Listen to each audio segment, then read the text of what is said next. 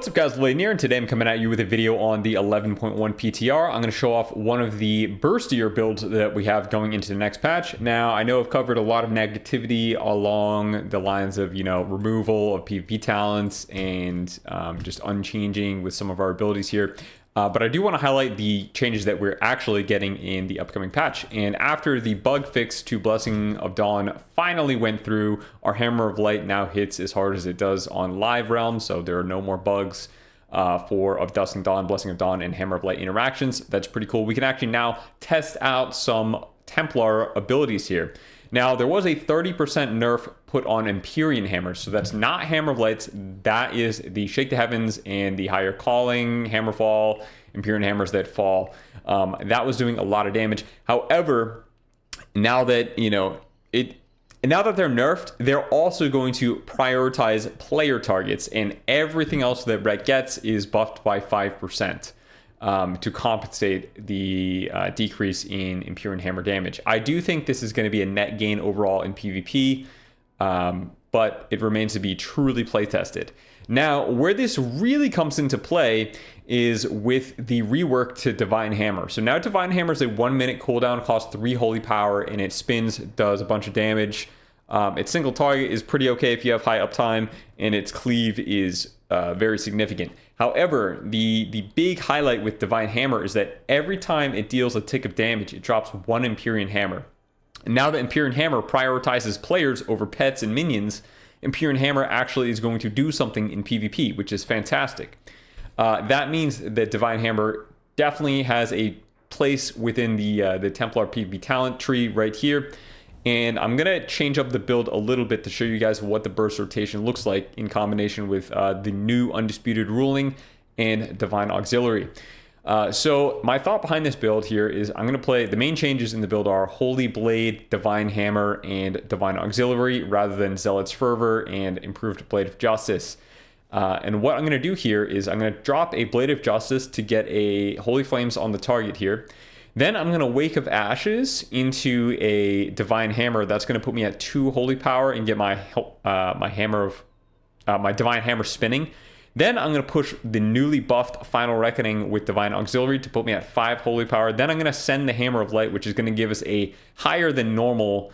Actually, it's going to be about average Hammer of Light compared to retail. It's going to be a higher stack of Crusade Hammer of Light, but we have the chance of not having a Blessing of Dawn proc because of the way that Divine Hammer is currently acting like a holy power spender. And then after that, we are going to send the Hammer of Light into a Divine Toll, into Final Reckoning, Final Verdict spam with our generators here. All right, make sure I reset the recount.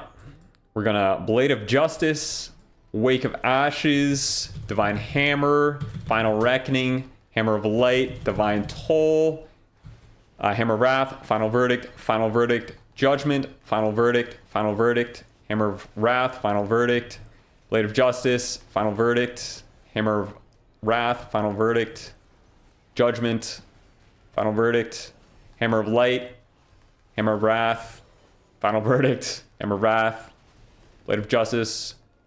And look at that. We got a proc of Light's Deliverance Hammer of Light before our Wake of Ashes came off of cooldown. And we got 25 additional stacks of Light's Deliverance on top of that without the Wake of Ashes. Divine Hammer is allowing us to absolutely crank out way more Empyrean Hammers than we previously were able to. This also comes into consideration with the 0.1 second GCD on on Empyrean Hammers. Now, forgive me, I keep screwing up all the hammers. Paladins really need new ability names. Too many hammers, way too many hammers. We have Hammer of Justice as well, the stun. But the internal GCD on Empyrean Hammers was reduced, so we can send more of them at a faster pace, which gives us more frequent access to Hammer of Light.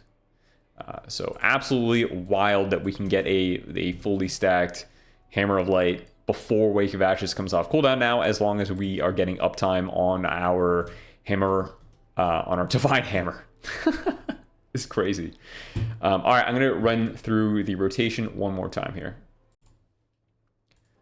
So we are going to Blade, Wake, Divine Hammer, Final Reckoning, Hammer of Light, Divine Toll into a Hammer of Wrath, Final Verdict, Judgment, Final Verdict, Hammer of Wrath, Final Verdict, Blade of Justice, Final Verdict, Hammer of Wrath, Final Verdict, Empyrean Hammer, Hammer of Light proc, Judgment, Final Verdict, Hammer of Wrath, Final Verdict, Hammer of Wrath, Final Verdict, Judgment, Final Verdict, and our Wake is coming off cooldown. We got a proc and 38 stacks of Light's Deliverance.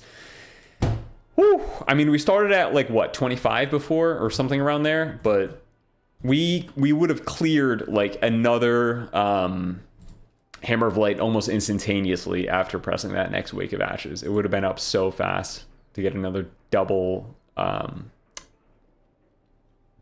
of Light. Yeah, the damage is wild.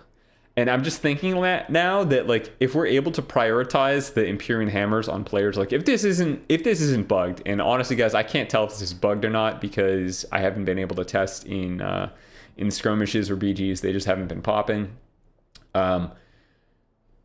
If this truly is now players only, then I'll say that Ret will be potentially better than it would be in retail right now. But if it's bugged for whatever reason and still hitting pets, then it's probably going to be an average build, we'll say. Really tough to say though. And then Divine Hammer itself doing decent damage.